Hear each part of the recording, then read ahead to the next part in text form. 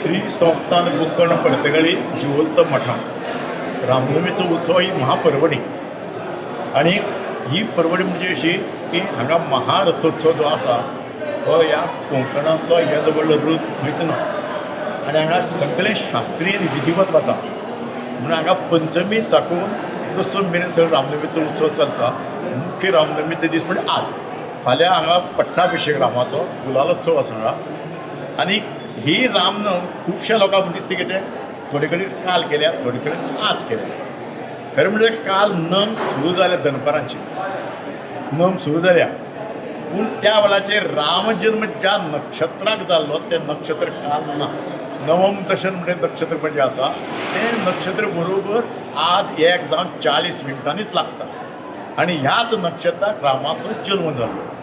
आनी पर्तगाळी मठांत अशी एकच हें आसा आनी की तेव्हा मुहूर्त पळोवन रामाचो जल्म करतात. केन्नाय 12 जाता, केन्ना 12:30 जाता, केन्ना 1:30 जाता, केन्ना 2 जाता.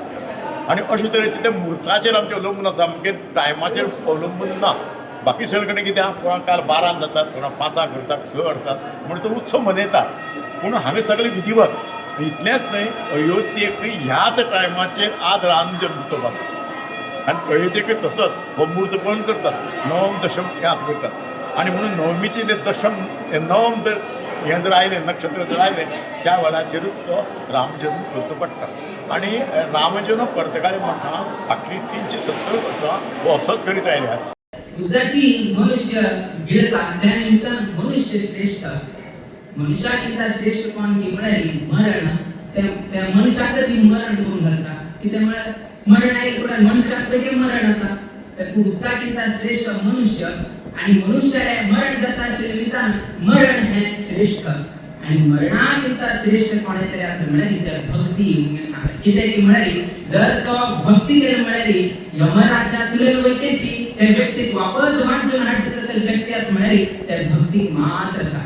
आणि तसं एक उदाहरण तुमकां दोन कडेन मेळटा. एक प्रल्हाद रायाल हिरण्यकशिपून कितें त्रास दिवन कितें ताका मरणाचे तोंडान घातले वैतेची त्या प्रल्हादान विष्णूचेर दवरीत तसली भक्ती निमित्तान कितें ताका त्रास येवो कितें मरणाक केल्यान ताका तोंडाक केल्यान तो भायर आयला.